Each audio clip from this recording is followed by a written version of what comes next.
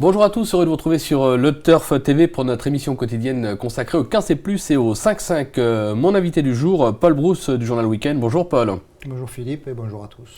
Au programme ce jeudi, direction Saint-Cloud avec le prix du Val d'Oise, une épreuve pour chevaux de 4 ans et plus sur les 3100 mètres, un semi-marathon donc. Au sommaire, l'analyse du Quintet Plus 5-5 suivra le prono de notre consultant, sans oublier les conseils de jeu, il n'y en aura qu'un pour l'occasion. Alors Paul, là on va l'annoncer, on va briser l'écart parce que c'est vrai que vous êtes actuellement vice-champion de France des pronostiqueurs, c'est très serré avec le premier, Mathieu Mortagne, et à chaque fois que vous passez à l'émission, il y a toujours un petit souci dans la course, des malheurs, on l'a vu encore hier avec le Valentin Maison Lafitte, bon ça peut pas continuer, donc on a décidé, c'est fini, on brise l'écart aujourd'hui, on vous l'annonce, on va vous donner ce 5-5, alors écoutez bien, et notamment pour y parvenir, vous n'avez pas hésité à placer en tête le numéro 14, Sage Riquet, un cheval qui est confirmé à ce niveau, il est au top, c'est un favori plus que logique. Oui, normalement oui. Il a été donc, première chose, monté 13 fois par Anthony Crastus depuis qu'il est passé dans les rangs des Lille Louche pour 12 fois à l'arrivée, dont 5 victoires. La seule fois où il n'est pas là, c'était une rentrée, c'était pas un objectif, il était hors distance, on l'avait d'ailleurs dit la dernière fois. Il vient de finir bon 5e sur une distance peut-être un peu trop courte et dans un lot plus relevé. Cette fois, c'est la bonne, il est en forme ascendante. L'allongement de la distance, comme j'ai dit, ce sera bien mieux pour lui. Et il devrait avoir une course sélective avec Godfrey Zone et Victorious Venture qui devraient se disputer la tête. Logiquement, oui. Normalement. Et comme c'est un bon finisseur et que Saint-Cloud n'est pas une course très sélective, je pense que ça devrait faire tilt cette fois. Allez, ça va faire tilt. Juste derrière, le numéro 18, Poème du Berlay. Alors, un cheval qui est un petit peu déçu. Maintenant, il est beaucoup mieux placé au poids. La distance extra. Là encore, au papier. On dit bien au papier, une course reste une course. C'est quand même assez logique de le placer assez haut. Oui. Quand il a déçu, il faut remarquer qu'en fait, c'était la période creuse des prud'hommes. Ils étaient hors de forme. Il n'y en a pas un qui passait, quelles que soient les courses. Quoi. Enfin, et dans les quintets, il avait atteint un écart 20, ce qui est inhabituel pour... Tout à fait. Pour un entraîneur comme lui qui se spécialise vraiment dans les gros handicaps. Donc tous les prud'hommes sont revenus au mieux. On l'a encore vu hier avec Robert Le Diable qui fait l'arrivée miraculeusement. Ou samedi avec Poliana. Poliana, c'était ma championne. Ça n'a pas suffi pour donner l'arrivée, mais elle est bonne. C'est clair. Ouais. Donc tous les prud'hommes sont revenus au mieux et lui ne déroge pas à la règle. L'allongement de la distance, ça va le favoriser à l'image de Sage Riquet. Saint-Cloud, ça ne pose pas de problème. C'est logique. C'est logique. Oui. Deux chevaux logiques en tête. Monté Flavien Prat, qui réalise un très bon week-end. Pas mal aussi, il vient gagner son premier groupe 1. Voilà. Aussi. Ça sent bon. Ça sent bon, d'accord.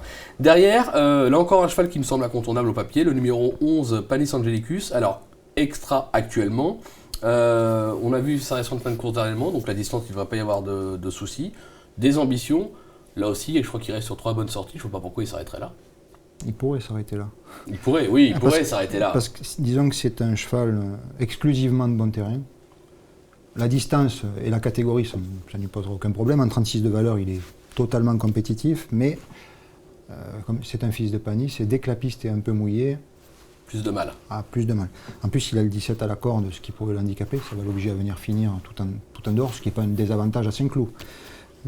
Moi, je crains juste le fait que la piste pourrait s'assouplir, puisqu'il y a des orages qui sont annoncés, il me semble. Risque d'orage demain après-midi. Bon, les quelques averses qu'il y a demain matin ou ce soir, c'est pas très gênant, mais si vraiment les orages annoncés tombent, ça risque fortement de l'handicaper.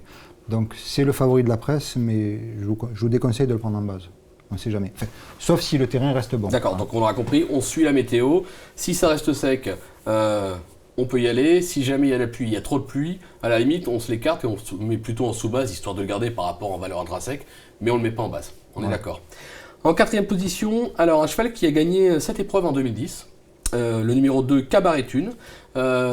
Faut s'en méfier ce cheval quand même, même si c'est peut-être un petit peu chargé, mais enfin quoique, c'est un cheval qui a fait ses preuves à ce niveau et logiquement... Oui, il a été baissé d'1 kilo sur sa dernière course, voilà, en 40 de valeur, pas de problème. Une rigolade. Surtout, peut-être pas une rigolade, mais oui, mais il peut gagner. Moi je pense que même pour sa rentrée il peut gagner, d'autant que avec lui, la première c'est toujours la bonne. Enfin c'est pas la bonne, en tout cas c'est sa meilleure course. Après il commence un peu à décliner. Saint-Cloud, c'est parfait, comme il a gagné cette épreuve il y a 2 ans. Bon, il évolué sur un terrain lourd qu'il apprécie particulièrement, mais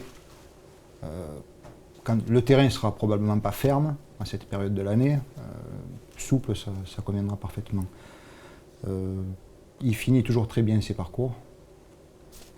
La distance, aucun problème. Pas de souci, c'est clair. Et par contre, lui, si les pluies annoncées sont bien au rendez-vous et que la piste s'assouplit considérablement, je pense même qu'il peut venir gagner. Bon, on l'aura compris. Plus il pleut, plus on pousse Cabaret Thune. Moins il pleut, plus on pousse Panis Angelicus. Voilà. Ça, on a compris. En 5e position, alors un cheval qui a dû vous décevoir. Enfin, moi, il m'a déçu la dernière fois. Le 9, Funky Mary. C'est vrai qu'elle est décevante. Bon, maintenant, voilà, elle est décevante, une course reste une course. Mais on peut logiquement, sur ce qu'elle a montré par le passé, en attendre une réhabilitation ce jeudi. Oui. En fait, à chaque fois qu'elle a déçu, c'est qu'elle était mal lotie dans les stalles. C'est-à-dire, en gros, elle n'a aucune marge à ce niveau. Elle a la pointure, mais il faut que ça se passe bien. C'est-à-dire, les 2 fois où elle a fait l'arrivée, elle avait un petit numéro, elle avait pu attendre non loin des premiers. Elle avait été un peu malheureuse à Maison Lafitte, il me semble, mais tout en étant malheureuse, elle était bien placée dans le parcours. Si elle avait été plus heureuse et qu'elle avait pu venir en dehors, si ça se trouve, elle serait restée là et elle aurait fini 8e, 9e. Ouais. Là, l'avantage, c'est qu'elle a le numéro 5 dans les stalles et qu'elle a Christophe Soumillon sur son dos. Ça peut aider. Avec le numéro 5, elle va pouvoir normalement partir vite et se mettre dans le dos des animateurs qui seront probablement Godfrey Zone et Victorious Venture. Enfin, je dis probablement parce que ça ne se passe jamais comme on le prévoit. Donc, elle n'a pas de marge pour la victoire, mais elle doit pouvoir viser une petite place. Pour conclure dans le 5-5, Voilà. c'est possible. Ok, Paul. Je vais vous demander un petit rappel de votre sélection, vos 8. Alors, le 14, Sage Riquet, le 18, Poème du Berlay, le 11, Panis Angelicus, le 2, Cabaret Thune, le 9, Funky Mary, puis l'As, Twist and Run, le 17, My Sweet Lord, et le 3, Ushuaïa Quats. D'accord. Concernant le conseil de jeu, on est parti sur un 5-5, alors champ réduit.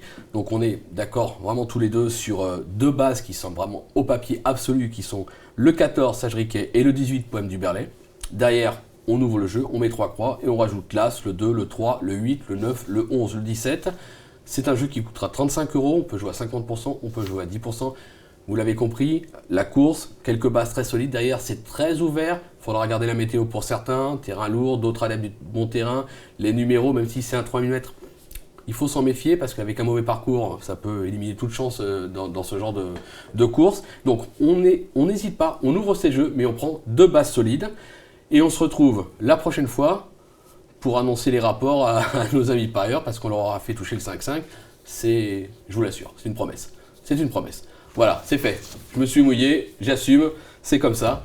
Merci Paul et à très vite, j'espère, sur le Turf TV. Merci. Merci et pardon d'avance. Au revoir. Au revoir.